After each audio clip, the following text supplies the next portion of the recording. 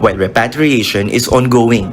Families of OFWs will be able to walk in and provide information. Ople says she had witnessed how OFWs or even their families struggle to get help from the government agencies when it comes to repatriation. Wala nang umiiyak na nanay na nangungutang sa mga kapitbahay o sa kamag-anak para lang sumakay ng barko para pumunta na Maynila, maghanap ng tamang opisina na makakatulong sa kanya para mapauwi yung kanyang binubugbog o nilalapastangan na anak. Requests for assistance can be made personally at the Command Center Help Desk or through their agency's 24/7 hotline or email at repat@dmw.gov.ph. Repatriation requests will be verified until they reach a case study officer who will coordinate with government agencies for appropriate action. The Overseas Workers Welfare Administration or OWA will encode the information in a centralized database for the information of all those involved in the repatriation request. 20 case studies officers from OWA and a third-party agency will accommodate calls. Off-site sa service providers, we can take in as many as around 2,000 to 3,000 a day. The Philippine Overseas Employment Agency has received close to 10,000 repatriation requests from 2021 to 2022 and OWA with over 9,000 requests. Overseas workers say they want to come home to avoid being locked up by their employers, contract violations, maltreatment, and medical conditions related to COVID-19, among others. Middle Eastern countries are in the top 5 with most repatriation cases. The Migrant Workers Department also tells OFWs and their families to manage expectations when making repatriation requests. The Philippine government also needs to coordinate with host or destination countries to facilitate repatriation once cleared. Tristan Udalo, CNN Philippines. Up next, what do senators hope to hear from President Marcos during his first State of the Nation address? And a Filipino-American singer is set to play Belle of Beauty and the Beast in an anniversary special. Keep it here on Newsnight, where we go above and beyond the headlines.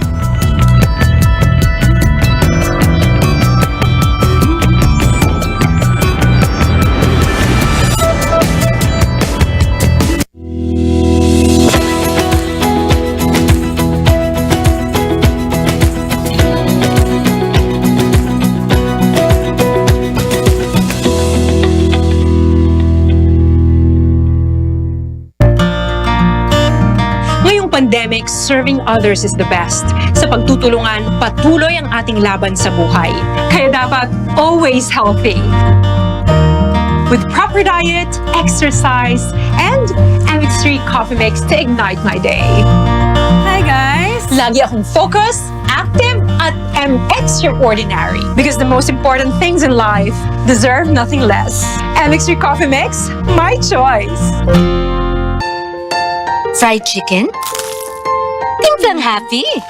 With easy-to-cook Magnolia Chicken Timplados. Iba't ibang sarap ng chicken, kaya. Anong Magnolia Chicken Timplados mo? Iba't ibang easy chicken sarap. Red Horse Beer. Ito ang tama. Sarap ulitin ng lakas ng tama pero di wasak.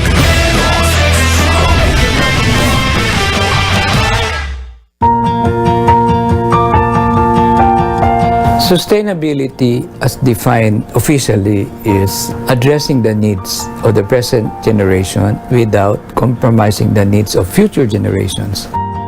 Urban expansion of Metro Manila, we cannot stop it anymore. But I wrote also in 1973, when I was a student, development is not worthy of a name unless spread evenly like butter. We should balance the development. I think San Miguel is doing patriotic and philanthropic infrastructure. So we are aligned in our love of our country.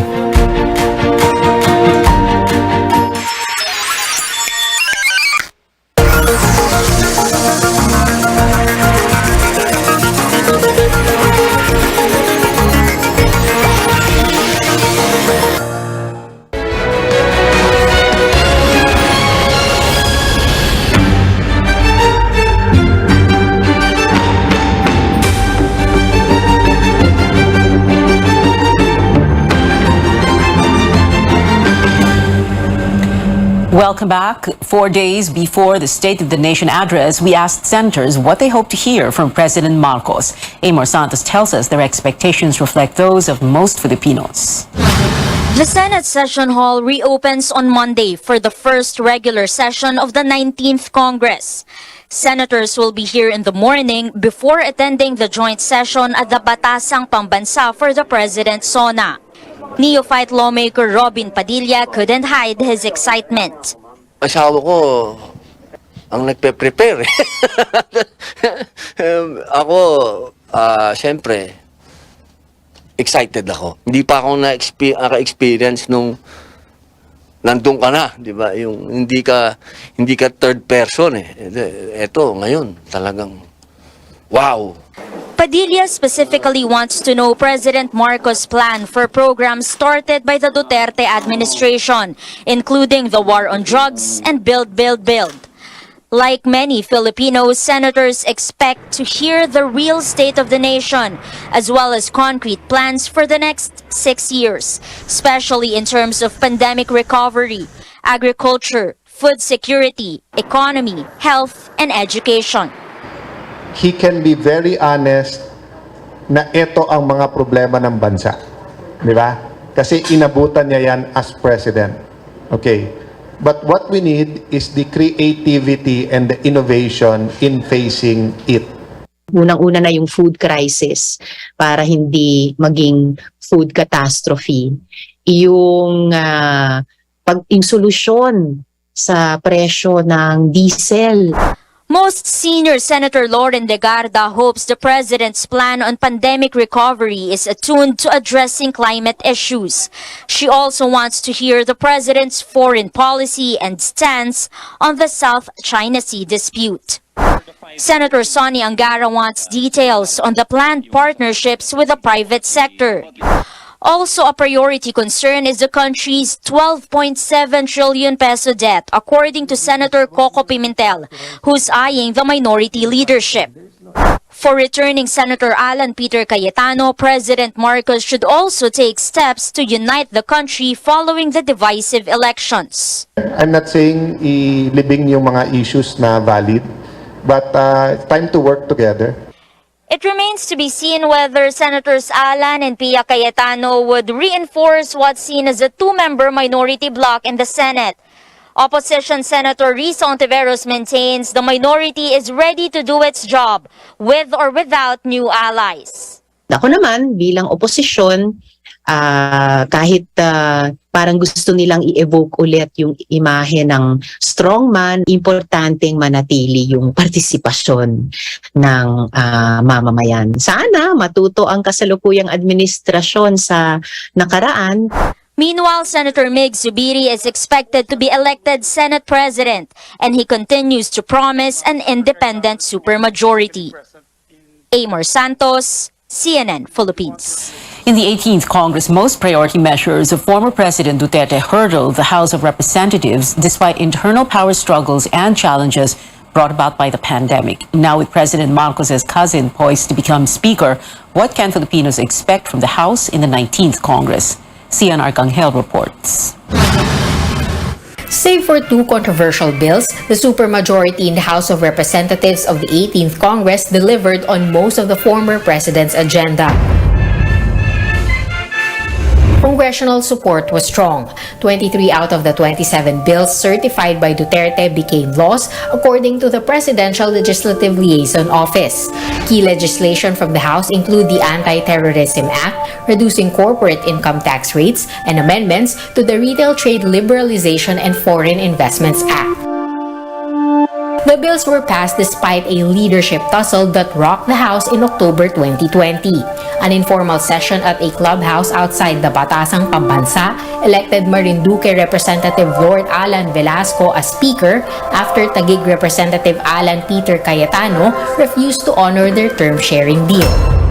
University of the Philippines Political Science Associate Professor Jean Franco credits unhampered lawmaking to the bureaucracy in and out of the House. You have the Presidential Legislative Liaison Office, you have the Secretariat of the House, that in a way will also try to maintain a semblance of continuity. But it was not smooth sailing for two controversial proposals by the president. His push for federalism and restoring the death penalty did not get past committee level. Franco says lawmakers were not ready for a major change in the government system. Federalism is such a huge endeavor and would entail a total overhaul not only of the political system but as well as the economic system. It's difficult, it's expensive, and I think it also lacks more detailed explanation. When the 19th Congress opens on July 25th, majority of representatives are expected to elect a speaker, later Representative Martin Romualdez, the cousin of President Bongbong Marcos. Romualdez says he expects Congress to be receptive to many of the administration's priority measures. No hindrances are anticipated. We've talked about it with the economic managers, with their counterparts in the Senate. We're looking forward to a very, very smooth, functioning Congress, both houses po. On Monday, President Marcos will deliver his first State of the Nation address before a jam-packed plenary hall. At the same podium and rostrum where his late father, former President Ferdinand Edralin Marcos, delivered his first speech at the newly built Batasang Pambansa 44 years ago. With 31 million votes to his credit, the nation waits for directions from President Marcos to navigate through a period of health and economic crisis. Cian Arcangel, CNN, Philippines. Plenty of notable firsts in President Marcos's first SONA. We give you a rundown with facts about the chief executive in part 2 of my SONA series. This is the first time for a president whose father built this Batasang Pambansa and delivered the first SONA here in 1978. The elder Marcos declared martial law in 1972, threw his critics in jail, and padlocked Congress, the old legislative building, now the National Museum, where the younger Marcos took his oath on June 30th. FM Sr. wanted his own Congress, a parliament of sorts, so he had his wife Imelda build the Batasan, a completely new edifice symbolic of his Bagong Lipunan or New Society slogan. It housed the interim Batasang Pambansa from 1978 to 1984 and the regular Batasang Pambansa from 1984 to 1986. The opposition called both a rubber stamp parliament. When democracy and the presidential system of government were restored in 1986, the Senate took up residency in the old legislative building, and the House of Representatives ended up in the Batasan, where in some strange twist of fate, the elder Marcos's widow, daughter, and son served as district representatives. Another first after 6 years of Rodrigo Duterte. Talagang bully ako. We won't hear a president either cursing, speaking extemporaneously, or deviating from a prepared speech, which Duterte did in every single one of his addresses, with the glaring exception of 2018, where he stuck to the script, speaking for only 48 minutes. But that was because of another first. The chief executive was made to wait because the House of Representatives was busy unseating its speaker. And still another first. Bongbong Marcos is the first president to deliver a SONA who is a junior. There's more trivia that has nothing to do with firsts, but everything to do with BBM. He is the 17th president, but the 7th president of the 5th Republic that came into being when the 1987 Constitution was ratified. The third child of a president to become president in his or her own right. The first was Gloria Arroyo, daughter of Diosdado Macapagal, president from 1961 to 1965. The second was Noynoy Aquino, son of Cory Aquino, president from 1986 to 1992. Marcos is the 11th senator to become president, the 11th to have served as congressman, the second president from Ilocos Norte, the 11th president to be proclaimed by a legislature, and the 7th president to be elected to a single 6-year term, a provision expressly placed in the 1987 Constitution to guard against another dictatorship, not unless a congressman has his way. Catch the third and final part of the series tomorrow right here on Newsnight. On Monday, July 25th, CNN Philippines will bring you President Marcos's first sauna straight from the Batasan Pambansa in Quezon City at 2 in the afternoon. Tune in to our live coverage also of the opening of Congress, both the Senate and the House of Representatives, beginning at 9:30 a.m. Poll watchdogs sound the alarm as Congress pushes for another postponement of the December 5 Barangay and Sangguniang Kabataan elections. Lawmakers want the polls to be rescheduled to next year or even to 2024 to divert the 8.4 billion peso budget to pandemic and infrastructure projects.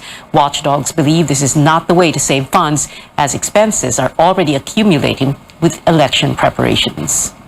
Hindi totoo na masasave natin itong 8 billion na to or 8.4 billion na ito para kung hindi natin to gagawin. Kasi gagawin din naman natin eh. Hindi ko alam kung saan ang wisdom noon ng mga nagpo-propose ngayon. Paano naman yung mga barangay na hindi maayos yung kanilang barangay SK official? So, kailangan na nating ibalik sa mga tao yung karapatan na paltan o i-re-elect ulit yung mga barangay SK officials nila. Another election watchdog, NAMFREL, says many youth leaders serving since 2018 are already overaged. More stories here on Newsnight. No signs of stopping for BTS. 4 members releasing a new song with 2 chart-topping artists next month. And an appeal for help from the family of this track and field icon who's battling breast cancer. Stay tuned.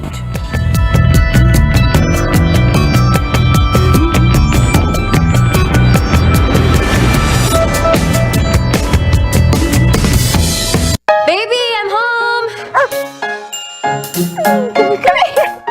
Happiest ako kapag listo at ganado siyang kumain. Happy and healthy siya sa Nutri-Chunks. Recommended by my vet. Nutri-Chunks is the only one with active boost and prebiotics na pampalisto. Made with real meat and fortified pa with essential nutrients that help keep him strong, healthy, and happy.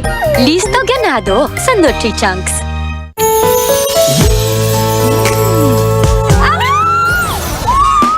Making life sweet is easy dahil 35 pesos SRP lang ang San Miguel flavored beer. Make life sweet with San Miguel flavored beer.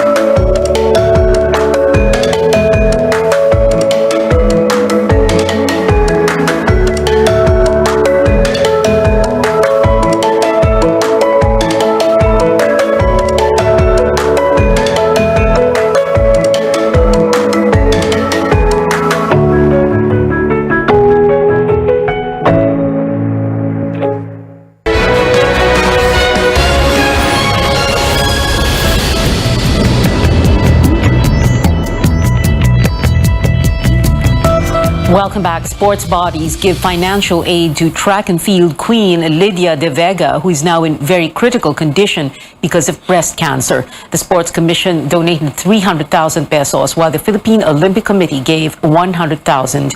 Lydia's daughter appealed for prayers and financial assistance online after revealing that her 57-year-old mother has been battling stage 4 breast cancer for 4 years now. Lydia De Vega is one of the most decorated athletes in Philippine sports. She was dubbed Asia's fastest woman in the 1980s, holding national records for over 3 decades.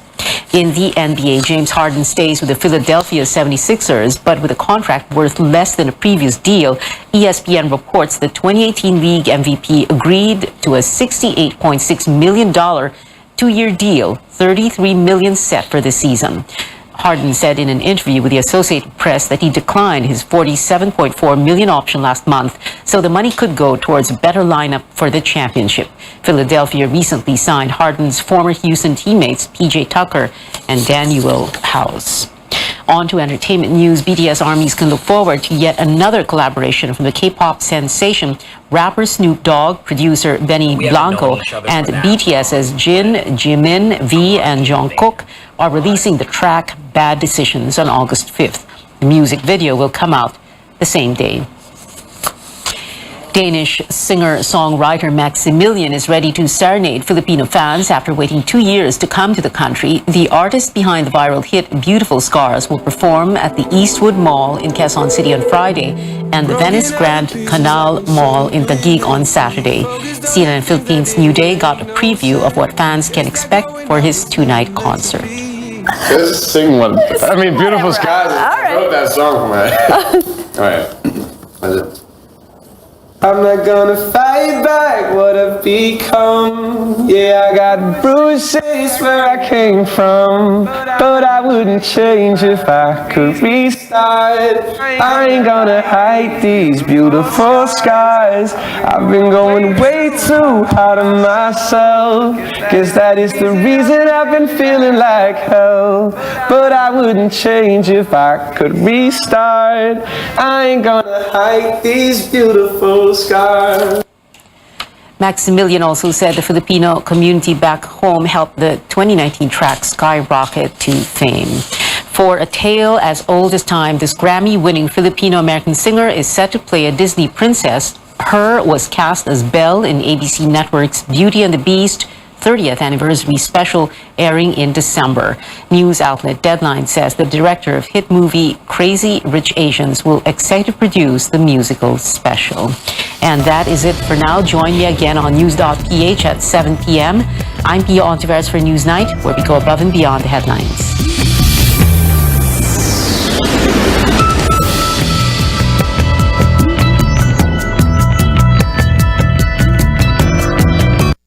This program is brought to you by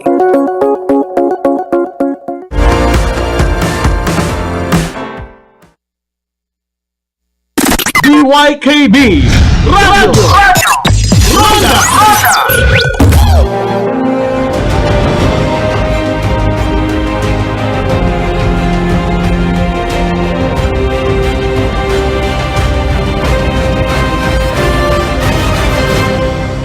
The idea of a president's first 100 days has its origins in the United States in the early 1930s as the country wallowed in the Great Depression. The brave and bold actions that then President Franklin Delano Roosevelt took would define both his first 100 days and the rest of his presidency.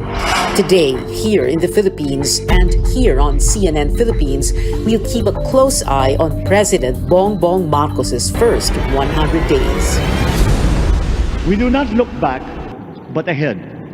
Up the road that we must take to a place better than the one we lost in the pandemic. Gains made and lost, opportunities missed, well-laid plans superseded by the pandemic. And if you ask me why I am so confident of the future, I will answer you simply that I have 110 million reasons to start with. Such is my faith in the Filipino. We'll start with a closer look at his many firsts in office barely a week since taking his oath.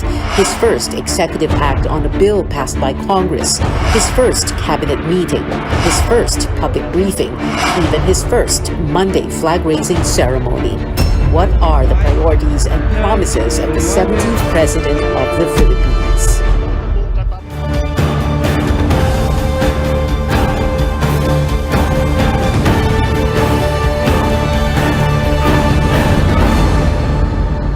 Good evening, I'm Pia Ontiveros. Welcome to your weekly political appointment fix, politics as usual. My guests tonight here in the studio, political analyst Richard Heydarian and former presidential spokesperson Edwin Lacerda. Hi, Richard and Edwin. Thank you very much for being here. You're all smiles. Parang ito na naman tayo. Anyway, we're talking about Well, for tonight, we're talking about the first 6 days of the first 100 days of BBM, now President Marcos. Let's begin with his inaugural address. I presume you were both watching live, no? Your thoughts muna, Edwin. Well, it's a welcome change from the previous one. The thing was, it's very traditional. It's a welcome change because there was a clear message that I will better the economy.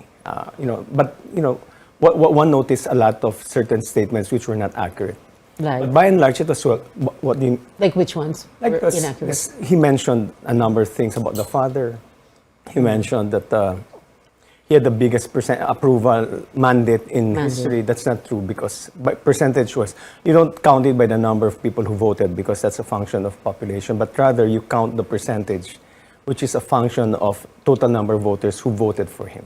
So there's a big difference. As against the voter turnout. As against the voter turnout. Yeah. So it's only 58%. That's about, if I'm not mistaken, he has the third highest. Third, mandate. yes, third. So that's inaccurate in that regard. And also the statements about his father. But by and large, it was well written. It was a well written speech. From somebody listening to it, you'd welcome that. Yeah, and for someone who's worked for a president, worked in Malacanang, and it's also good for the international community because the diplomats would not be if it was delivered in Tagalog like how Pinoy did it. I'm sure they were just listening, but not knowing what's being spoken. But here, the international community, more importantly, the international community, because they're the ones where our economy is in a difficult situation.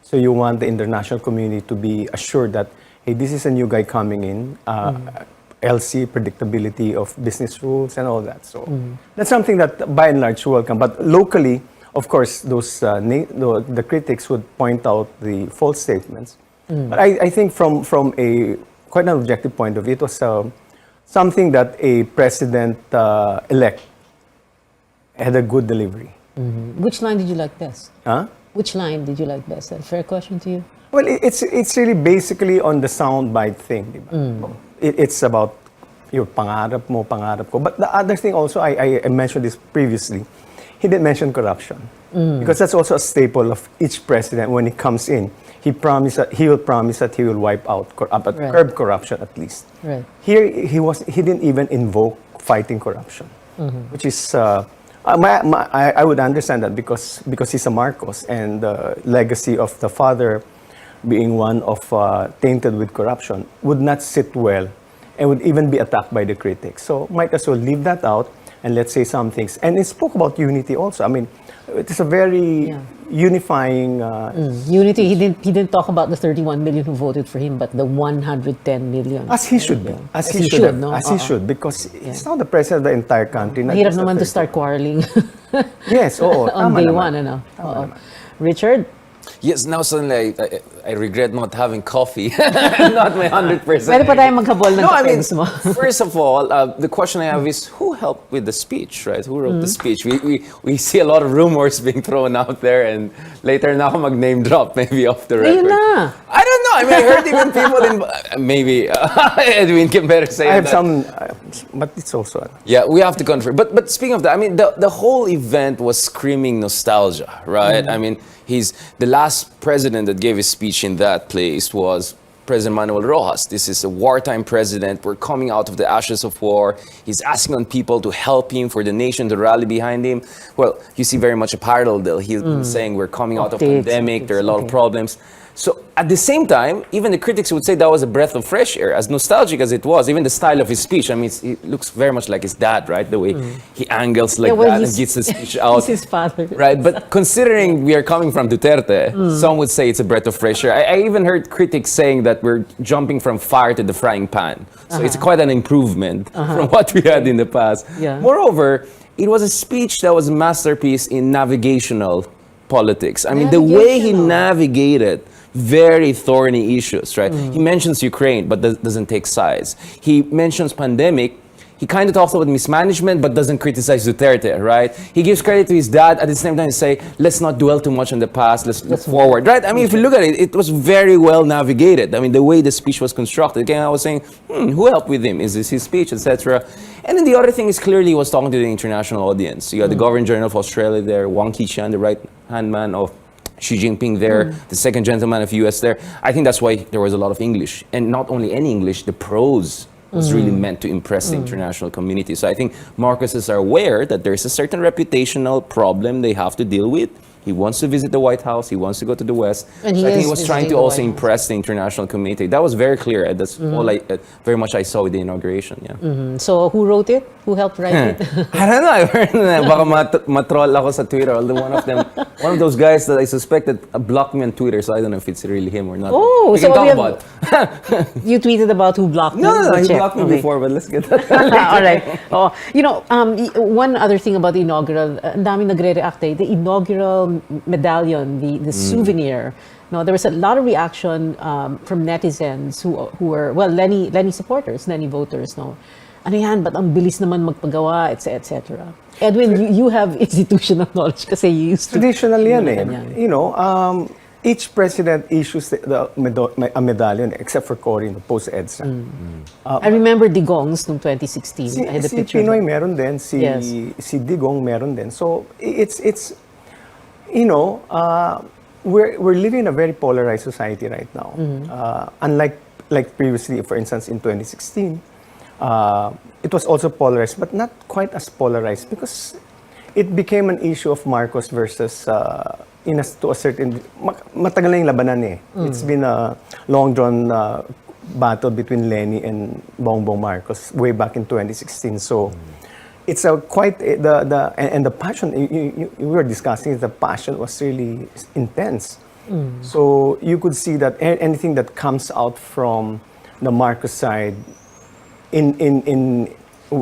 which is pictured as being luxurious is immediately attacked. But historically, medallions have been given as part of a memorabilia of a incoming president. You want to say something about Well, I mean, Richard? people even made issues out of his watch, right? So, I mean, like, if people are going to zoom in what is in the watch, right? And what kind of gestures people were making before the speech, I'm not surprised. I mean, I think the new president, or any president in the future, has to get used to this. This is about the information ecosystem as much as it's about the polarized political environment. I was thinking, what if I'm the president and then I make a slip of tongue or something like that? People are going to exaggerate. This spliced video phenomenon.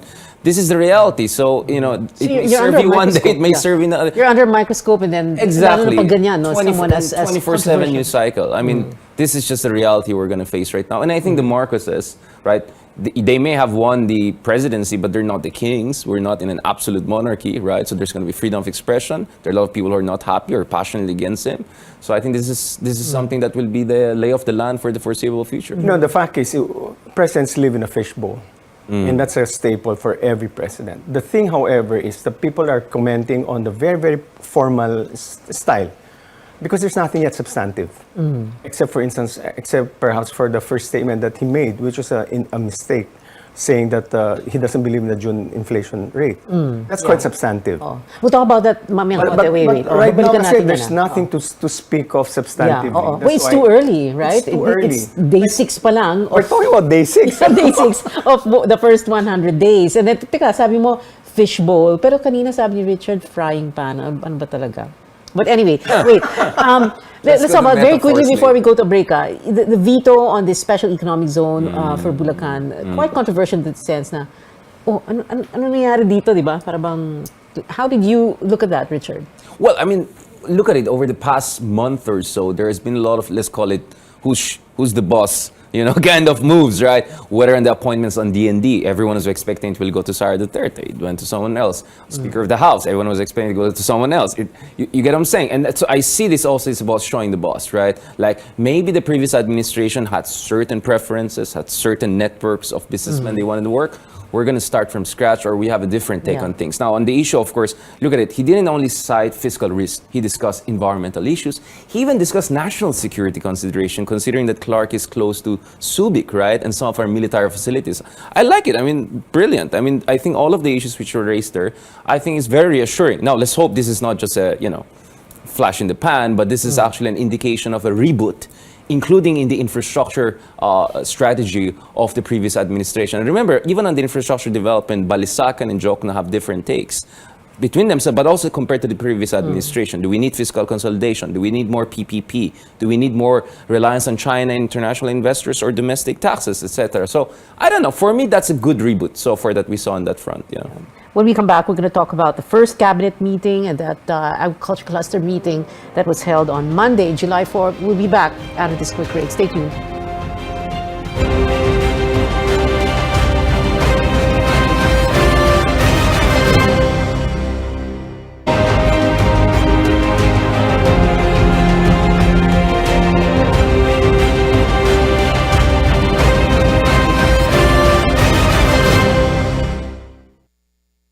I think that I will have to disagree with that number. We are not that high.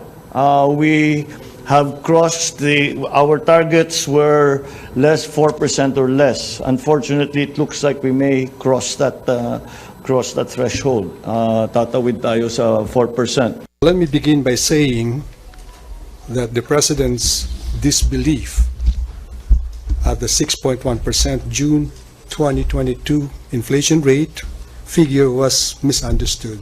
Okay?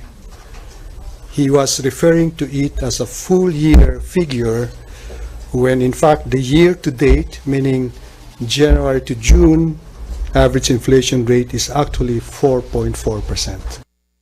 Welcome back. This is Politics as Usual. We're still talking about what's happened so far. Day 6 of the first 100 days of this new Marcos presidency, the new Marcos administration. Ito na nga yung sinasabi ni Edwin kanina, right? Itong 6.1% inflation.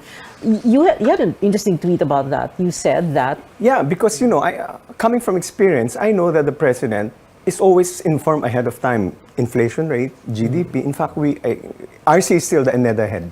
Right. So I worked out a situation, a coordination with RC where every time before you announce, 1 hour before, you give me the report so that we can go through it. Number one, so that we can respond to questions if we're asked. Number two, so that we will not be blindsided. So the president gets all these reports. Text yan, sir, this is the inflation rate. Sir, this is the GDP. So you cannot say na hindi mo alam. And noteworthy is the same day lumabas the inflation rate. RC was there. Ben Jokno was there with him in the palace. So either he was briefed or he wasn't given, or maybe they haven't worked out a system where the president is informed of any economic report. But nonetheless, I saw the rationalization of Secretary Jokno, but the question was very clear. He mentioned June inflation report. And maybe it's from where I'm coming from my experience, he was responding based on stock knowledge. So it's possible that 4.4 ang sinasabi. It's true naman. There's a target. But the question was very direct. Either he didn't hear it or it was really based on stock knowledge. But if you go through the PSA report, the reasons for the increase was food. So maybe better preparation. But they had this memorandum circular requiring CSW complete staff work for everything. You don't have to have a memorandum order for that. CSW is a required part of government in the same way that a briefing papers are required for any CEO.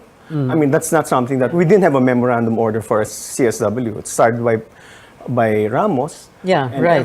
Every FDR. president is required to do a CSW so that you don't embarrass the president when he speaks. Ganun ba si I mean, he didn't choose to have a spokesman, right? I mean, there's a reason why they're spokespersons, right? It's a profession, right? To avoid these kinds of situations. Remember yung Solgen situation? People made a lot of big issue. So I think people are trying to say it's the same thing. Well, I think the problem was when he tried to explain the situation, it became much more convoluted. Basically, what he meant was a lot of our imports are foreign denominated. So when peso depreciates, they're going to be more expensive, and therefore that explains a huge part of our uptick in inflation. Ganda ng explanation mo. But I also Maybe we can- didn't understand why he had to justify that because that wasn't his doing. That was the previous administration. So what? Just take it. Yeah, but that's the point. Like he was Take trying it to and say, then just say that wala tayong mga gawa dyan. Like it's not my fault. This is because of, and he also had to say it. hindi lang Pilipinas ang bumaba yung foreign exchange, lahat ng mga Asian So when he tried to over-explain it, it got convoluted. So I think the issue is less about him denying the inflation rate. It's more about him not properly grasping the issue. At least that's what the critics were trying to say. But my understanding is the president was simply saying, dollar is on the rise, peso is on the decline, imports are expensive, therefore inflation is picking up. But that's the problem. Sometimes you shouldn't explain things too much, you get into trouble. But it's not a function entirely of the dollar when the inflation rises. Sometimes we had also, we can control the inflation rate, but depends on, certainly the global factors. There were global factors for that, but it shouldn't be, the bottom line is, there's a report, just take it as it is, report, and say what your solutions would be. Okay, we have a minute and a half before we go to another break. But before that, very quickly, I wanted to talk about the first cabinet meeting that was held yesterday, Tuesday, July 5. No? Ang daming, unang-una, and ito na naman tayo, no? Because he's a Marcos, lahat talaga papansinin sa lahat, kikilatisin sa kanya, di ba? Ang dami nagsabing, bakit hindi nung June 30, nag-cabinet meeting, which is the traditional and the expected thing to happen, no? I don't know. I can't remember. We did. But we did. Our first cabinet meeting was on the day of the inaugural. No, but it's not a requirement that it has to be on that same day. It's really the president formally gathering his cabinet, and it was really informing everyone. These are my expectations and all that. It's natural. The first one. In fact, ours was not very, very long. It didn't reach 4 hours. Yeah, but is it an issue, as some netizens said it was, that why was it held on Tuesday, July 5, and not on June 30, Thursday? I think our countrymen should expect each president has his own style, his or her own style. So shouldn't be judging them from what your predecessor does it. For as long as you deliver on your promises. Sa akin, simple lang yan. I mean, he did a 4-hour cabinet meeting, not to justify the president, but he did a 4-hour fundamentally economic briefing yung ginawa niya. Right. So, but problema talaga tayo in economy. But I think that's more on form rather than substance. Sa akin, so what if it's the second day? Hindi kasi ang daming nagsasabi, bakit nauna daw yung birthday party ni Imelda? Bakit ginawa sa Malacanang? Ang daming pinapansin. Hintayin na lang natin mas substantive ng criticism, which is more important for us rather than all this formal criticism. Yeah. Well, speaking of substantive, before we go to a break, 30 seconds, Enrique Manalo as DFA Secretary, a lot of people were praising that appointment, right? I mentioned that. When you were asking us kung sino magiging DFA Secretary, I said, Enrique Manalo should be the one. He's a very competent. I met him when he was ambassador to UK. I was in UK. He's very, very competent. And he's a son of two top diplomats as well. So he's steeped in diplomacy. Richard, wala pang your DOH opponents, secretary, right? DOH, DNR, That's the point. DOE. That's why it's a bit of mixed baggage. I think, obviously there are going to be loyalists there. They're very competent technocrats there, progressive technocrats, even like Balisacan. Enrique, fantastic with Ambassador Manalo.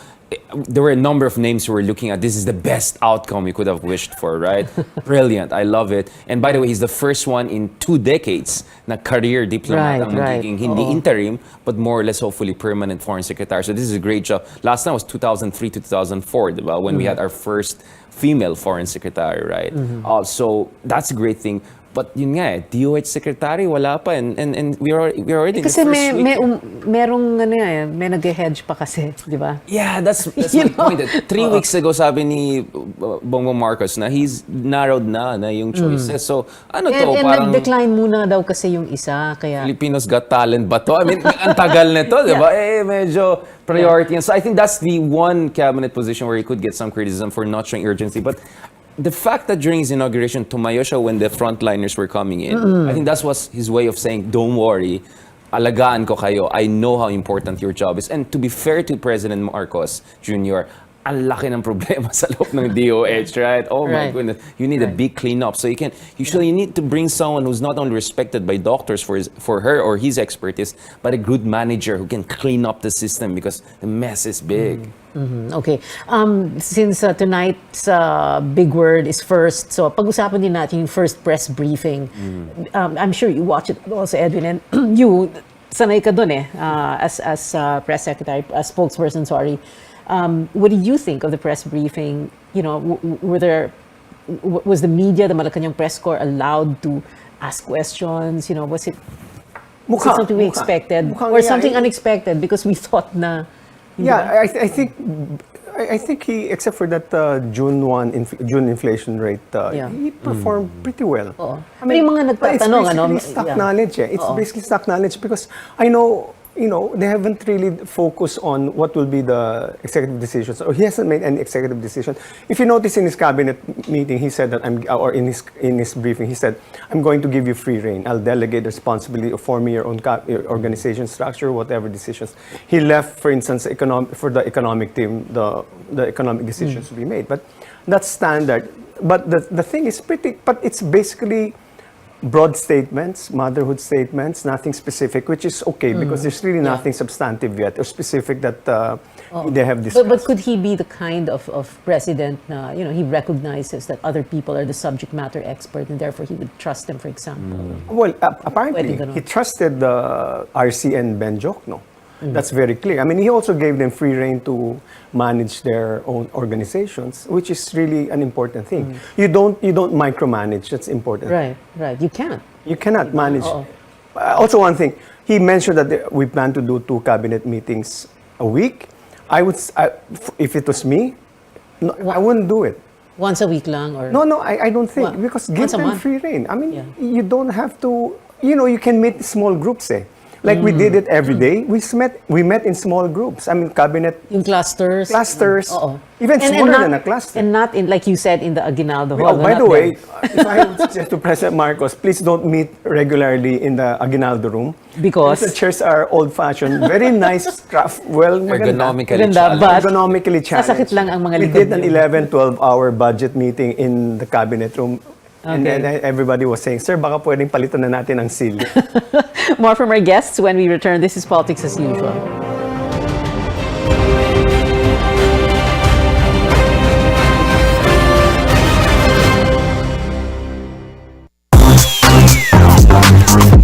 There is a common misconception that calisthenics and weight training are mutually exclusive. Combining these types of training can be tricky at first, but when done correctly and with the proper balance, you can actually enjoy the benefits of both. So just pace yourself.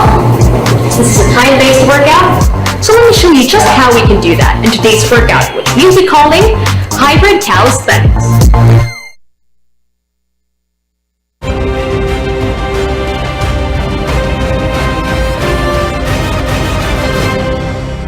You're still with Politics as Usual. We are on our final stretch. Joining me here in the studio, Richard A. Darian and Edwin Lasher. Renaming NAIA. Shouldn't be a priority.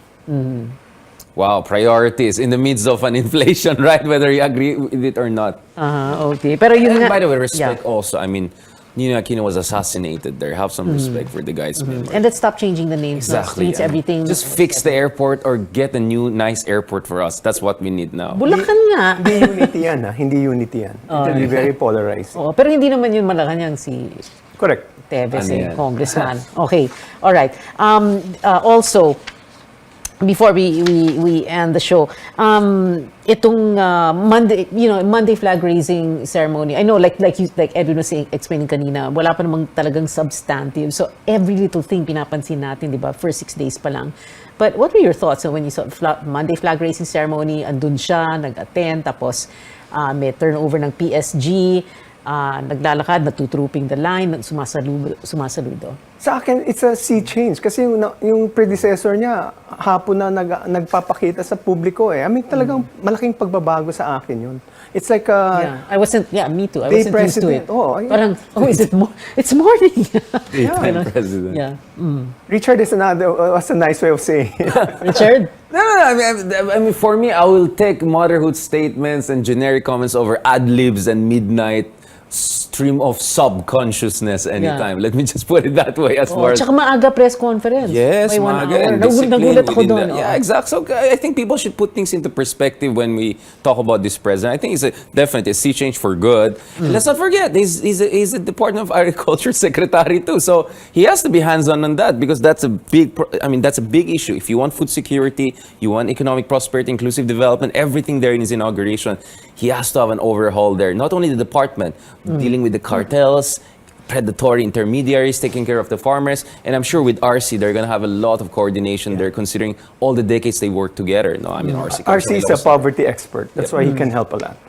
Okay. Agriculture, of course, one of those three topics in the cabinet meeting: agriculture, economy, and education. All right. Final words from both our guests. Richard, you first.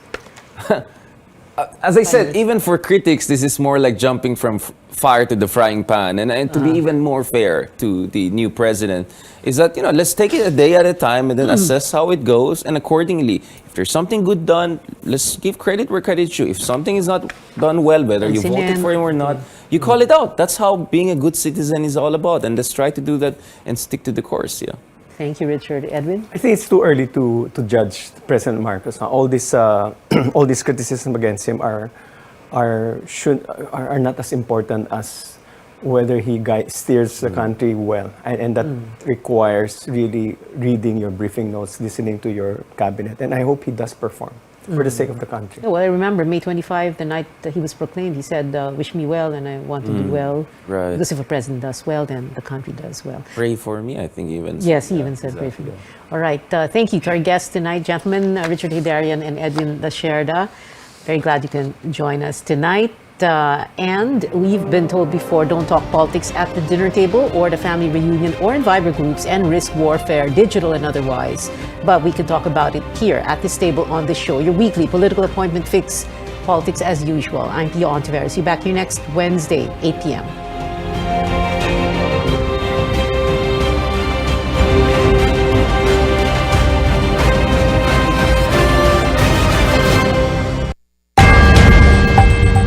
Let's get ready to rumble! DYKB, Radyo Ronda Bacolod, 14